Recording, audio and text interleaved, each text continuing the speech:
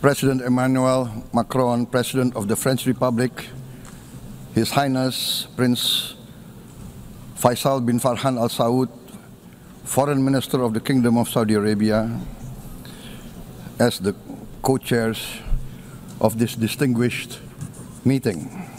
I wish to extend our deepest appreciation and highest regards to the governments of France and the Kingdom of Saudi Arabia for their leadership in convening this important deliberation. It is with a heavy heart that we recall the ongoing unbearable tragedy in Gaza. Thousands of innocent lives, many of them women and children, have been killed. Famine looms. Human catastrophe is unfolding with our eyes. We condemn all acts of violence against innocent civilians. Therefore, it is today with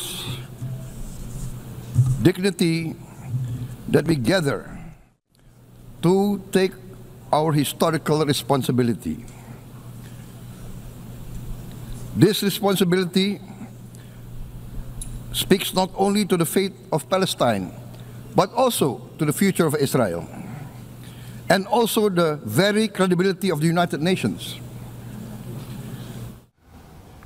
Kita ke informasi berikutnya, pemirsa. Unjuk rasa anti korupsi di Manila, Filipina berakhir ricuh. Akibat kericuhan tersebut, lebih dari 200 orang ditahan oleh pihak kepolisian.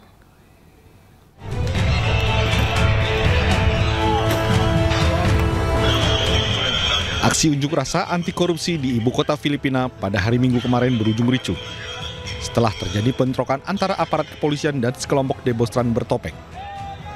Dalam kericuhan itu, polisi melaporkan lebih dari 200 orang ditahan, termasuk 88 anak di bawah umur. Kericuhan pecah di tengah aksi massa yang pada awalnya berlangsung damai dan diikuti ribuan warga, aktivis, tokoh agama hingga politisi. Para pengunjuk rasa menyoroti skandal proyek pengendalian banjir fiktif yang disebut telah merugikan negara hingga miliaran peso. Dalam aksi massa itu, suasana berubah tegang ketika sekelompok demonstran melempari aparat dengan batu. Polisi kemudian membalas dengan tindakan tegas yang mengakibatkan situasi kian tak terkendali dan sejumlah kendaraan dinas terbakar. Juru bicara Kepolisian Regional Manila, Mayor Hazel Asilo mengatakan pihaknya masih mendalami identitas para pelaku serta mengumpulkan keterangan dari para massa aksi yang ditahan. Sementara itu, menurut kepolisian, sedikitnya 93 petugas ikut mengalami luka-luka. Isu korupsi proyek infrastruktur ini kian memicu kemarahan publik sejak Presiden Ferdinand Marcos Jr. menyinggungnya dalam pidato kenegaraan pada Juni lalu. Kementerian Keuangan memperkirakan kerugian negara akibat praktik korupsi dalam proyek tersebut mencapai 118,5 miliar peso atau setara sekitar 2 miliar dolar Amerika. Masih dari Filipina, pemirsa, Sungai Naga di Filipina dipenuhi oleh jutaan umat Katolik. Mereka berkumpul untuk mengikuti prosesi yang bernama Fluvial Pena Francia untuk menghormati Bunda Maria.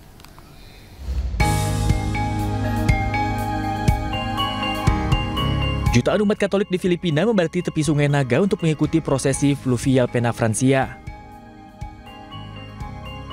Prosesi ini merupakan prosesi penghormatan kepada Maria dari Pena Francia sebagai Bunda Maria yang sangat dihormati di kota Naga, Filipina, karena dipercaya telah membimbing masyarakat Filipina ke kehidupan yang baik. Ratusan perahu berbaris untuk melakukan prosesi menyusuri sungai yang diiringi nyala lilin dan lambaian sambut tangan umat di sepanjang sungai. Umat yang hadir pun mencoba menyentuh patung Bunda Maria dari Pena Francia sebelum dipindahkan ke perahu.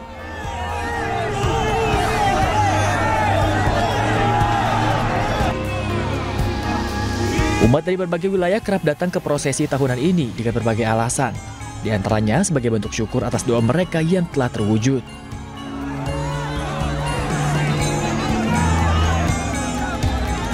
Prosesi Fluvial Pena Francia mengakhiri festival selama seminggu yang dimulai dengan novena 9 hari di Katedral Metropolitan Naga, Pena Francia. Menurut legenda, prosesi ini bermula di Spanyol pada abad ke-15 ketika seorang bangsawan Perancis, Simon Vela, menemukan patung perawan Maria yang tersembunyi setelah menerima petunjuk ilahi berabad-abad kemudian. Kepolisian Nasional Filipina memperkirakan acara tahun ini menarik lebih dari 1 juta peserta, menyamai rekor tahun lalu yang mencapai 1,5 juta.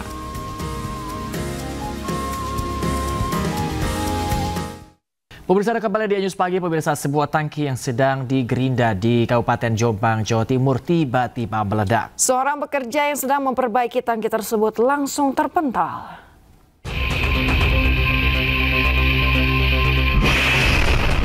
Sebuah tangki yang sedang diperbaiki di sebuah bengkelas di Desa Mengato, Kabupaten Jombang, Jawa Timur tiba-tiba meledak. Salah seorang karyawan bengkel yang sedang menggerinda tangki langsung terpental.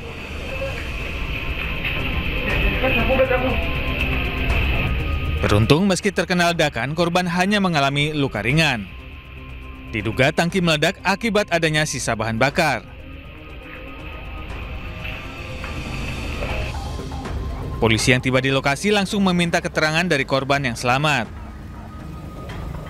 Polisi juga akan mencari pemilik tangki tersebut untuk dimintai keterangan.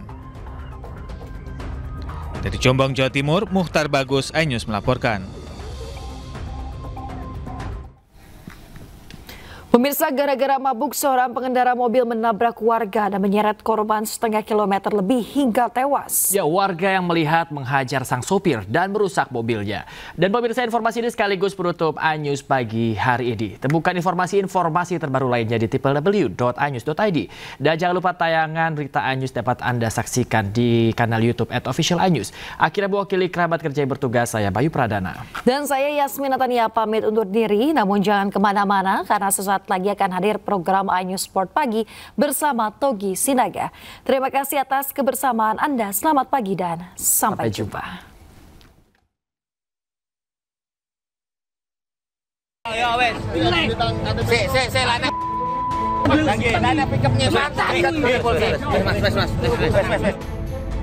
Inilah video amatir detik-detik mobil pribadi pelaku menabrak seorang pengendara mobil lain yang sedang ganti ban. Bukannya berhenti, mobil pribadi tersebut langsung tancap gas usai menabrak korban hingga korban terseret sejauh 600 meter. Satu korban meninggal dunia atas nama NC, umur 47 tahun, alamat di daerah Serengat, Kabupaten Blitar. Dan satunya lagi mengalami luka di bagian kaki atas nama MA, sama dengan alamat di Kecamatan Serengat. Saat ini kasus kecelakaan yang menewaskan seorang guru warga Kecamatan Serengat tersebut tengah didalami unit laka lantas Polres Blitar.